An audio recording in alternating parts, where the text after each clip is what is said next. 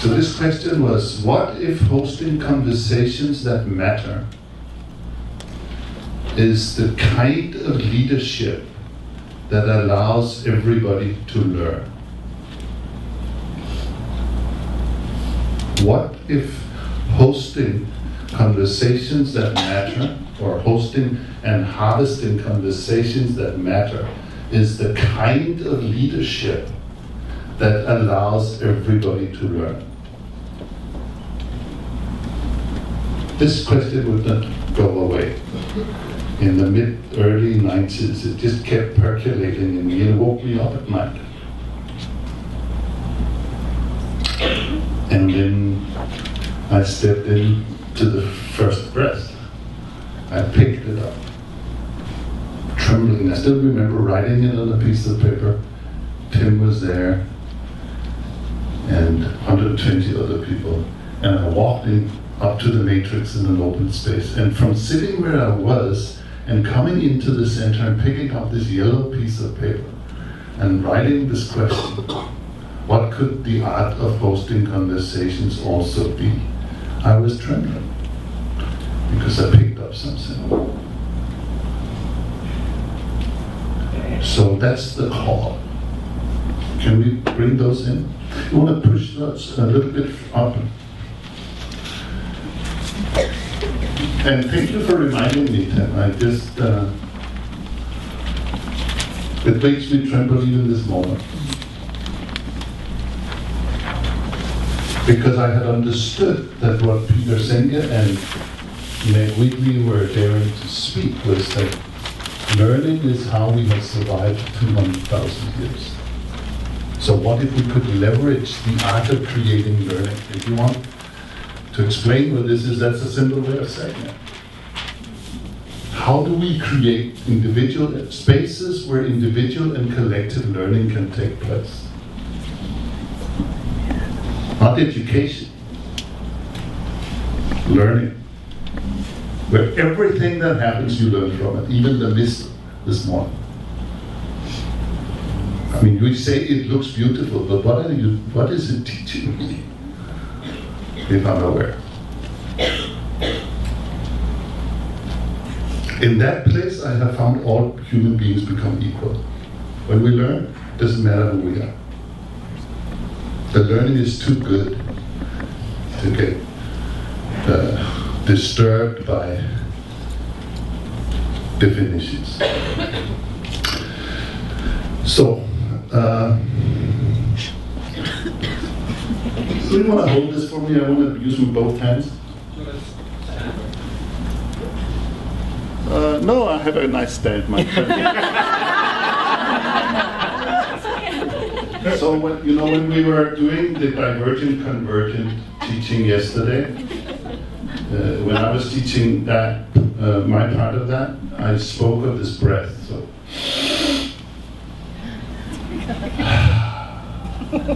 That's why we call it breaths. Something calls you, something happens, and you draw in breath. It's a natural thing. Otherwise, we would die. So, something diverge, and then there's this little pause, the benefit of nothing, and then.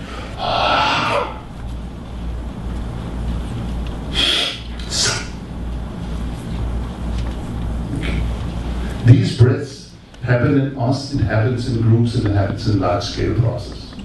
This pattern I'm speaking you into here is not, this has come out of our gut. First I understood one breath, and then the other one, and then the other one, and then for a long time we called it 5 breaths. Now it's 6, and Tim was saying, is it 7 breaths now? We have to have a conversation about that, but the 7 maybe. But let me just speak it through quite simply. So, calling is something I feel needs to be honored in the world. Those who dare take up the difficult questions and say, I am at least the first one to start. I will not do it alone. And so many times these pioneers are not being honored for it. I don't think we need medals to give the medals to each other. But it's at least an honorable thing. if kids are committing suicide, that somebody will say, I don't know how to do it, but I'm willing to hold the question. And call some other people together. So there's the call of the work, and there's the calling of the others. You know, and probably each one of us calling something. So get in touch with it in your own. Don't depend upon other people calling. It's that thing that the Queen of Denmark said. What if all the disharmony and wars in the world is because of the conversations that never took place? Who will call those? Callers call other people together because working alone is both not fun, stupid, and it's harder to learn just being alone. But you want to call those other people for who that same call, they vibrate with it. So this is neat. Do you need to work on this too? This is part of your life's learning journey to be involved in making sure that we do what we can for kids not to commit suicide. Or for education to begin to really embrace learning again. Or to begin to prepare the ground for when the dictator finally leaves and people can begin to self-organize again. So, but of course those who come together in the call, they have to go through the divergent, grown zone, emergent, and convergent. So that's what we call the first breath. 3-4 people, you know, Michael and Susan and Robert Siegler, and I don't know who else you were, a few people got together and began to talk about the possibility of creating Shambhala Institute. And you were not that many at the beginning, as far as I know. Not easy. And then they asked the interesting question, who else needs to be here? And invitations began to go out. But the harvest of the first call was, you could say there's the caller, there's the callers. If the callers have quality, they will be able to meet the need and create a good first level of purpose. We had a sense that maybe we should make a leadership institute. Don't really know what it is yet, huh? But then, so it was not completely, but it was a sense of purpose. And that's right, can you see right here?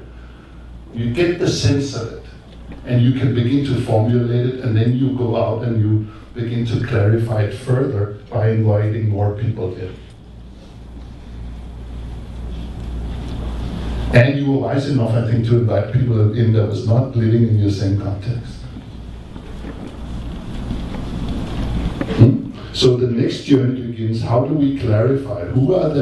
This is the beginning of creating the core team. Those who will take responsibility to travel the whole journey. And we have spoken quite a bit about the importance of just being mates together who will hold it. So I won't spend more time. But the result, and of course we need to go through the chaotic and shed. Because if Patrick and Dean and Toke decide to create a project together, we will definitely have different opinion about what the purpose needs. When to do what, this is often where we get stuck. There are the doers, the convergers, and there's divergers. And then there's those of us who love to wobble in the emergence. Yeah. And we can recognize ourselves. So these are not easy journeys, and which is why I think many of us have just really forgotten about. We just hope the best. We hire somebody. And we have all kind of excruciating, is that procedures that we can hire the best people. What a load of waste of time. Who is not best? Born best.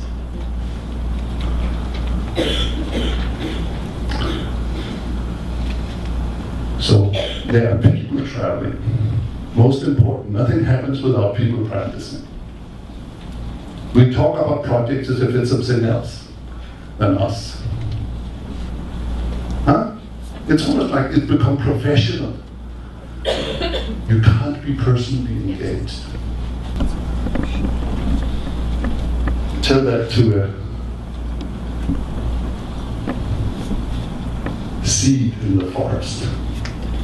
It gives it life for the tree to come. It stopped being a seed. Like the salmon on the west coast. You know, that's incredible, those salmon. Not the Atlantic one, but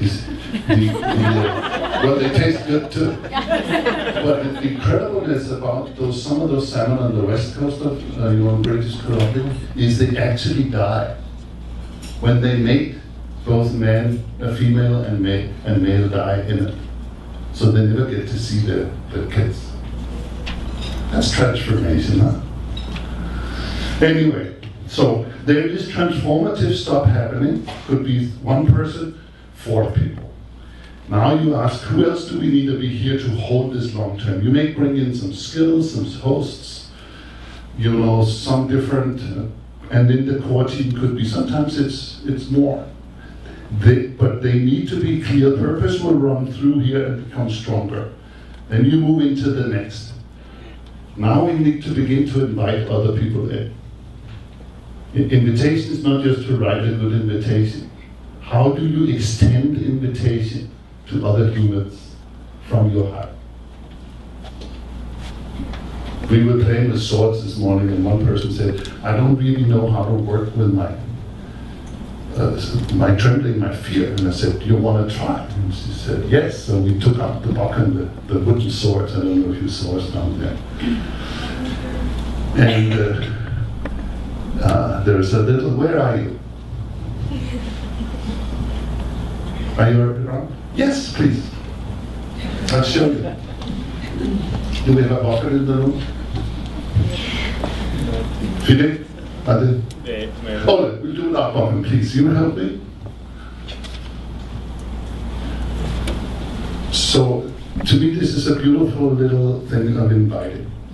So this is out of the dojo.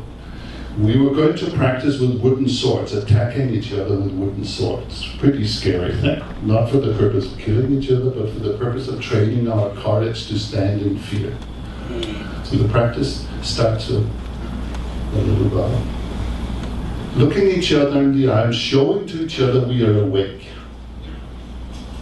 And then I open my integrity up. If I had the sword, I would take it out here. And then that's an invitation for her to attack me, or to go.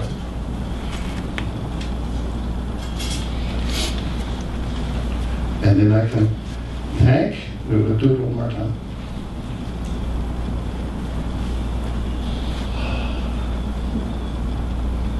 So I can learn, because she attacked me, I can learn to move out of the way. Otherwise, I'll just be matching it. And then thank you very much. Invitation is an act, it's a sacred act. How you are inviting somebody will determine how they will show up. Hey, you should come become your youth. Or we need the guys with the money. and if you're a guy with the money and somebody says, you know this, that they only invite you because you were a funder. But what about a respectful invitation? You are allowed to contribute to this, but what we're really wanting is who you are, and that anybody brings whatever resources. So I'm speaking a little bit about this because I think we have become quite sloppy and too smart about invitation. The way I was invited yesterday to tell this very personal story, not just by the facilitator there, but the rest of you who were there. I heard things about my life and my family that I didn't. So there is sacredness of invitation. If we get good at that, our projects will become successful. Just that. And I love, Tim, you have this, he has this quote, if it's about them, don't, not a quote, it's a wisdom. What is this quote? Like we talk about wisdom, but it's a practice. If it's about them, don't do it without them. If it's about us, don't do it without us. Right. It's evolving very good. So that could simply mean to refuse to begin to create a meeting unless kids are. If it's in schools, I will not work with school teachers and headmasters unless the kids are involved somehow. It's a fierce stance, it's a principle.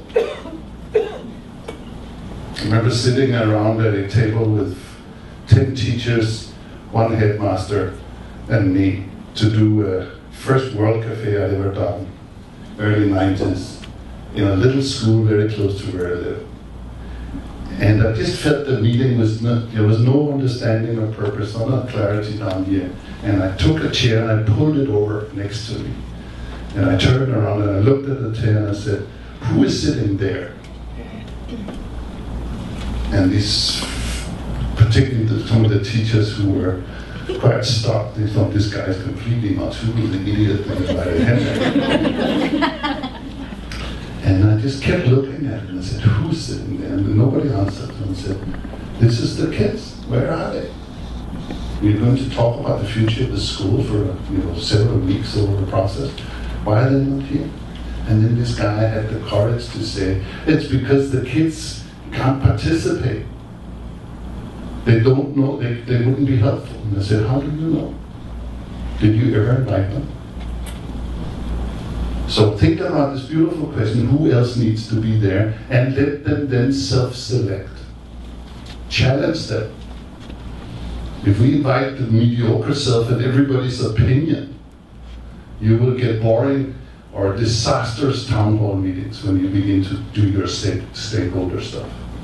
Ask who you're invited to come and help craft the new healthcare system. Not to come with your opinion or what you think about this one that's there already. How you invite. So have good questions when you invite. The challenge and invites the best and not our mediocre opinion. Make sense?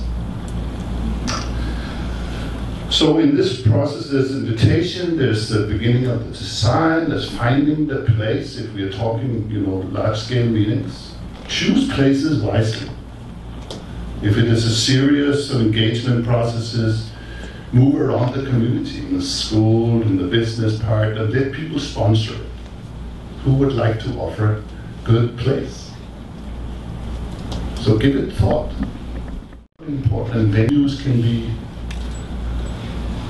giving a message and stuff. So this is fun, and of course as the team has grown, if you look at all of this stuff is in the 6 breaths thing in that workbook if you take it down, so you can see more detail there. But there's a lot going on here through the agenda, and he saw no clarity of purpose in it. And would it be wise for him to go and meet these guys in Boston and try to fix everything just because he has some mandate, hierarchical power over them? And by the way, I was just at this conference, and now we could do cafe, open space. What do you guys think? So Bob's teaching from yesterday, came to mind. Find those little entrances. Maybe there's one thing you can tweak. This is how we started in the commission, one little thing. 5 years later, most of the strategic work is happening in these ways. But it took practitioners to do it. So the strength of your meeting is determined on how well you have done your plowing of the field. Isn't that nice? And you don't even have to go practice any of this. That'll be your choice. You have had some good food here anyway. Then comes the meeting. Of course, in each meeting, and we could say the meeting of these 3 days, has been many divergences. Can you begin to get the sense of that? You open, you go through some learning, and then you converge it. It's important that these actually go like this. So in the end of each meeting, begin the next. There's a natural flow. The river doesn't stop because sun goes down.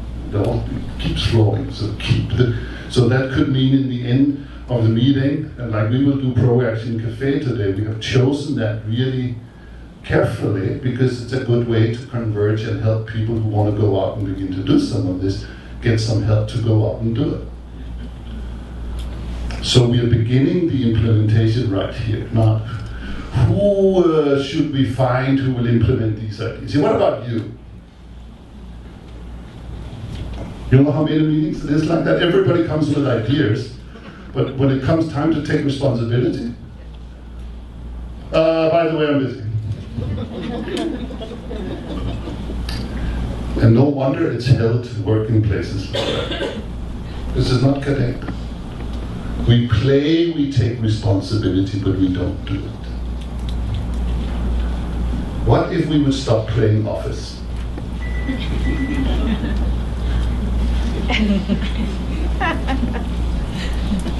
This is the question we travel within the commission.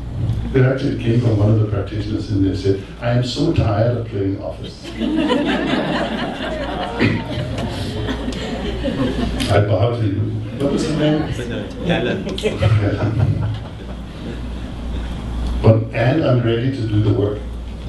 Because it's in pretending to do the work, we create a lot of hot air. And then those are usually the people who will blame other people who are really doing the work for not doing anything. Because it takes courage to spend down here. It's invisible. We just want to converge, but we don't know really why we're converging. We don't really know what the purpose is, but man, did we have a lot of actions. Or at least a lot of ideas. But if you evaluate that 10 years later, what are you proud of?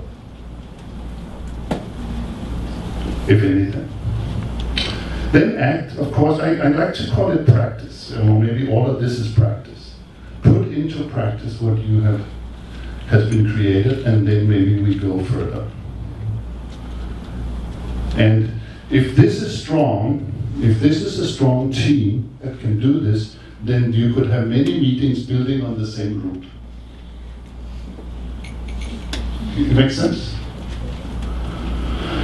So maybe that's it, and then the sixth breath, now we're going from the 5 breaths to the 6th. What is that? This is this big one. Hosting the whole, or what I suggested before, wisdom council. Now I want to go archetypally out of the sort of business project-oriented state of mind that we have been speaking to a little bit this morning. There are 3 forms in the universe that are sacred, and when they separate, disharmony arises. When they come together, harmony comes back. First is circle. Circle for common unity. Everybody's equal, we sit together, we listen, we have a purpose in the middle. It's the womb. It's female energetics. You cannot not sit in circle. Though bringing the circle to a place where it hasn't been practiced is a warrior act. So you must hide your sword to look like a womb.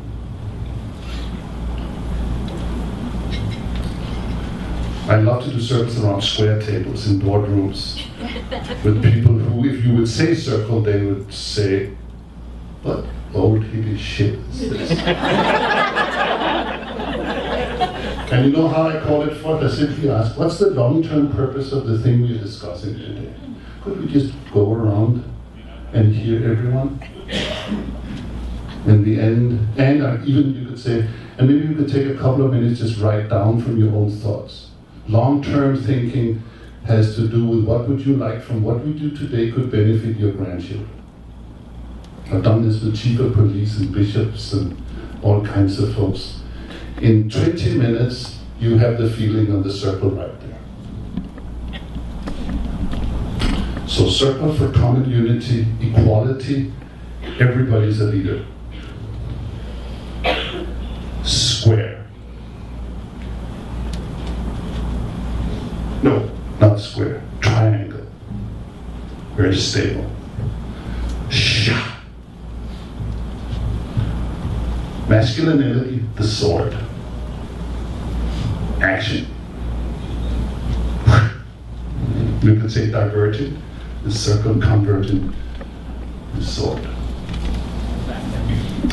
But with those two are fighting in the world right now. The hierarchies are fighting the circles. I think if we first I thought, what if maybe this way of working is a way of bringing circle and triangle together, which I think we're doing here. But it's not enough. And this is where the square comes in. And I see the sixth breath as the square. Square for wisdom council, elders. Those who have been in the circle, they've been in the fire, and then they know it, but they don't need to act in it anymore. They can hold space. You could say square for stewarding. It's a beautiful thing. You're going to go do something hard, difficult, and you can ask a couple of people you really trust. Would you be at my back? You don't need to act. I just need you to be there. Or you can offer that.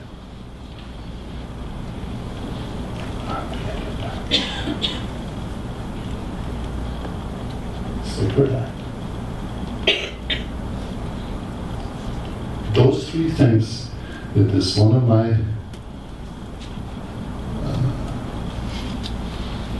I'm sensing that if we can get good at practicing,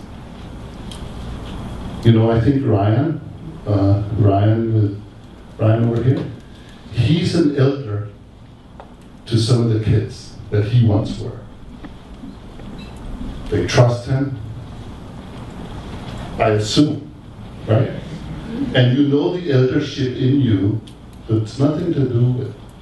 But I remember first time Knut asked me, Toke, will you be an elder? I was 48 years old and I looked and I thought, who are you talking to? But I realized she gave me a great gift that day. She invited me to begin to see this hidden breath. And because she asked me with great love and fierceness, I heard myself saying yes. And I still tremble. Because that yes will be as long as I'm alive. We all maybe have work to do on that level. I call upon the grandmothers and the grandfathers in us.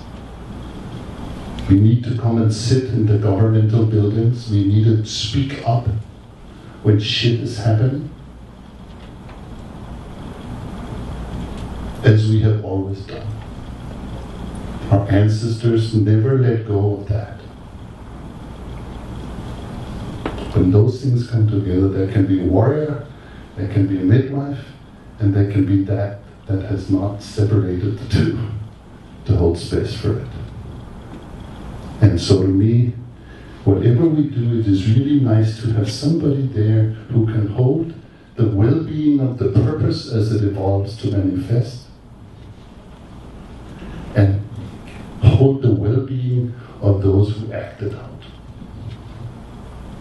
Makes sense in your heart? And I honor all of those people that have offered me that in my life. And in yours. And then I think it'll be maybe not a piece of cake, but work and learning and life becomes one. It just becomes beautiful. It's not actually difficult. Please don't make it difficult. If we change what we practice, maybe all the structures are okay.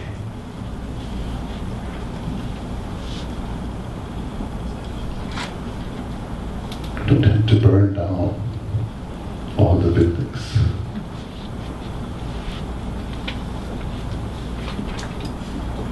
And kill all the people we don't like. We have done that too long. this will be helpful in your practice, in your work, and in your contemplation.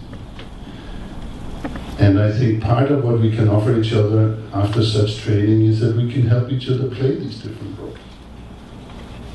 It's a matter of trust and asking for help. It is kind to ask for help. A person who cannot ask for help cannot be trusted, as some of the Indian wisdom goes.